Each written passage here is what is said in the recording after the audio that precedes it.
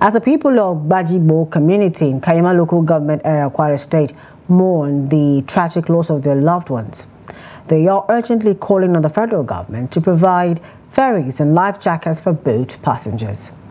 This plea comes in the wake of repeated boat accidents that plague the area each year. Here's the report.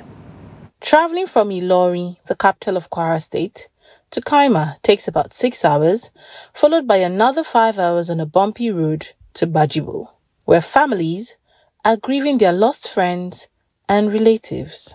Over 300 people were on their way to Gbajibo in Niger State to celebrate Maulud Nabiyu when tragedy struck. They were just moments away from completing a 4-hour boat journey when the unfortunate incident occurred. Most of our traveling movement is from the water route. We take off around after 6, going for a program at the other side of the river there. When we go to a certain stage, we are receiving a signal of the boat that there is a mistake that they did from the loading.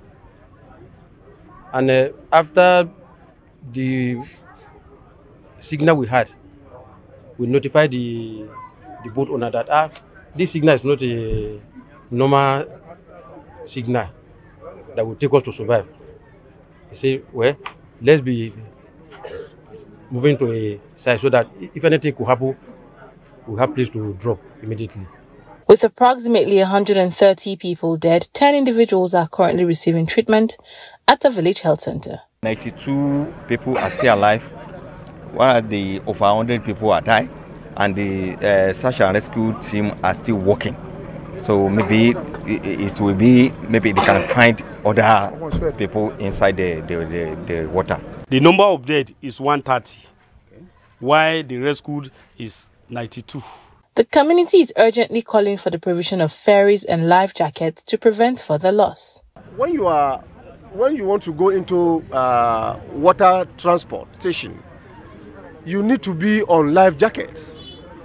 But I don't think one out of the number, almost 300 victims in that boat, there is no single person that is with life jackets.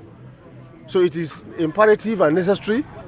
I want to personally appeal to His Excellency the Executive Governor of Kwara State and National Inland Waterways to see how they can provide ferry here, because ferry, to our own layman thinking, is more safer than a boat. The Kwara State delegation, led by Speaker Yakubu Danladi Salihu, has come to offer condolences to the community.